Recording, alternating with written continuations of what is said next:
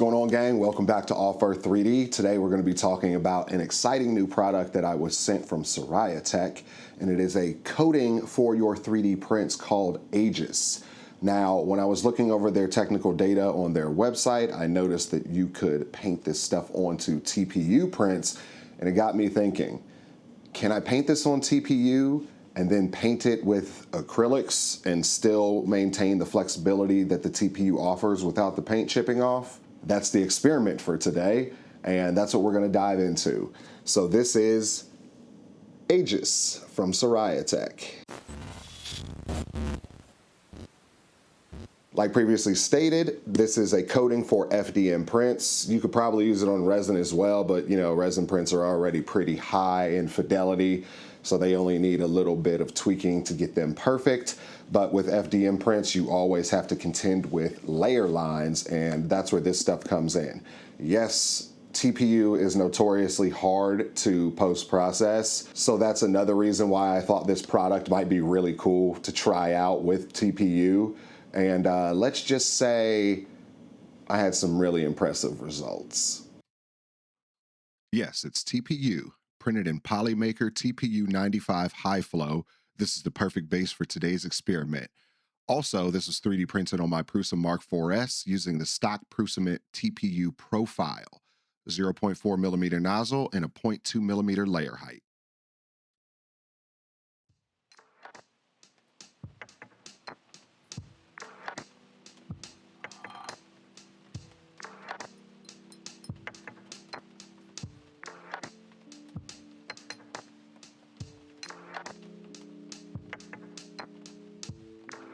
Starting off using Aegis as a primer for our subsequent paint layers. Applying Aegis as a primer is a pretty straightforward process. I decant a small amount of the gloss clear into a medicine cup, and with a chip brush, I spread the product all over the 3D print.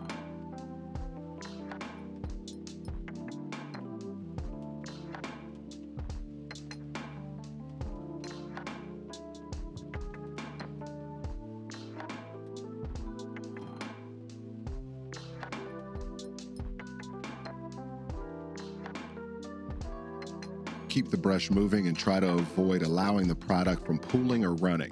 We want this layer as smooth and even as possible.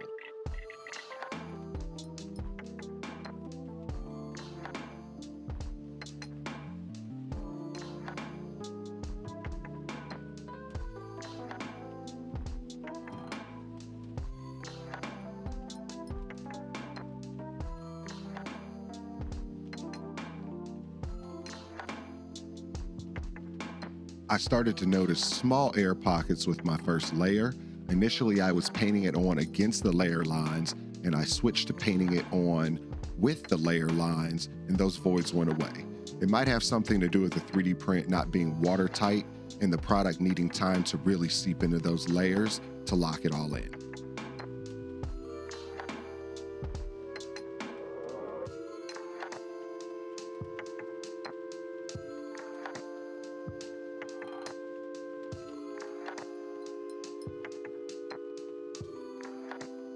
Once I was satisfied with the coverage, I let the parts air dry at room temperature for about 30 minutes.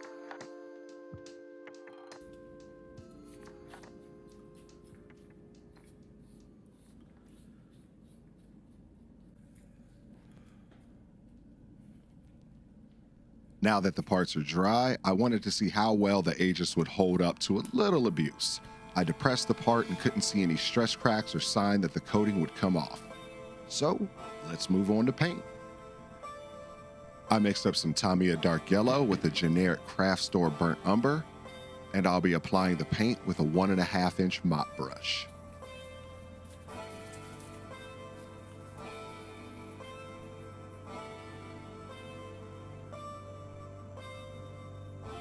I load up the brush and remove some of the paint with a paper towel and start applying it.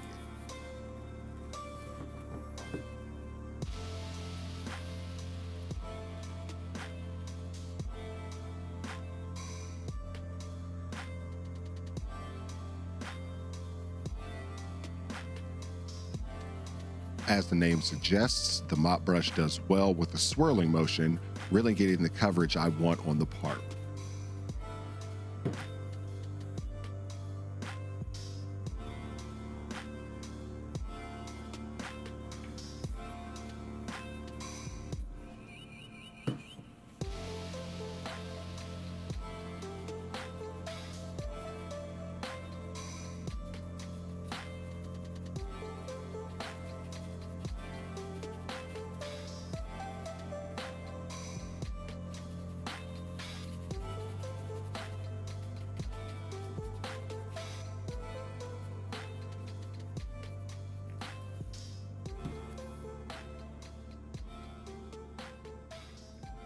Next, I'm going to dry brush some highlights using Tamiya Buff. Again, we'll load the paintbrush and remove the bulk of the paint with a paper towel, focusing on high points and areas of interest on the piece to break up the uniform brown base coat.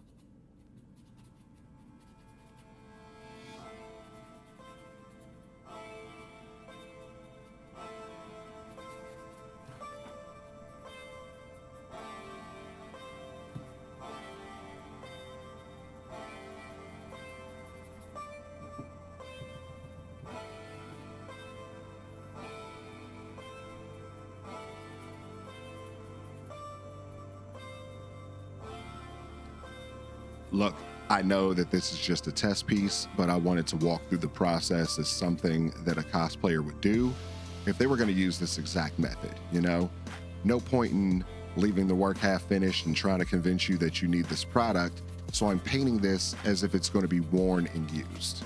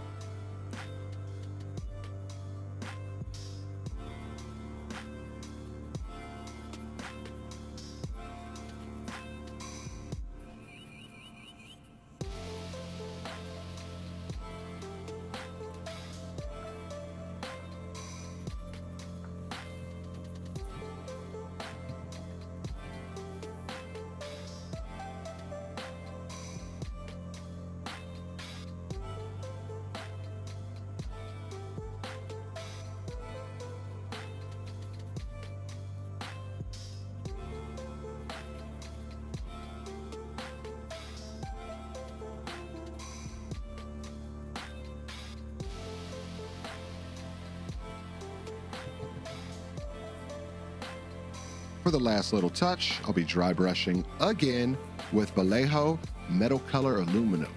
Again, focusing on the high points and adding a little extra for some battle damage. Not my best work, but definitely sells the effect I'm going for, considering that this is a quick and dirty paint job.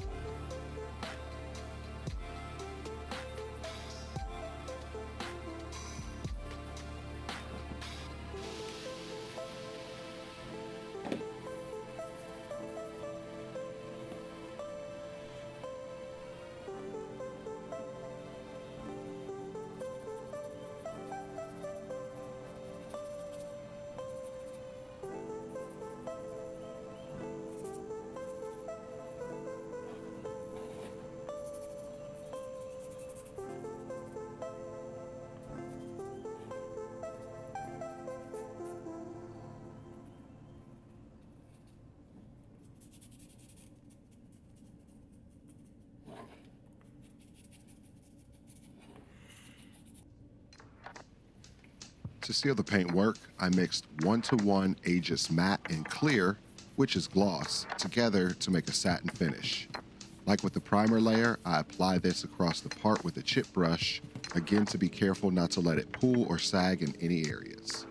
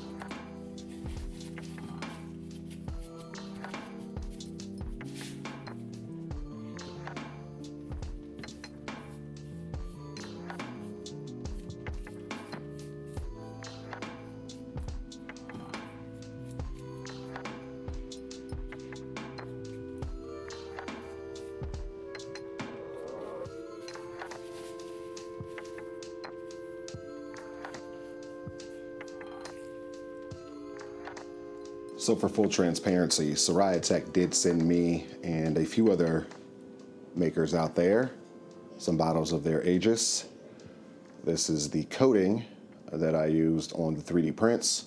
This stuff is supposed to work on basically any FDM print to mitigate layer lines in those prints to help with post-processing, of course. And I saw on their TDS that it was supposed to work with TPU. So naturally, the first thing I think is it flexible?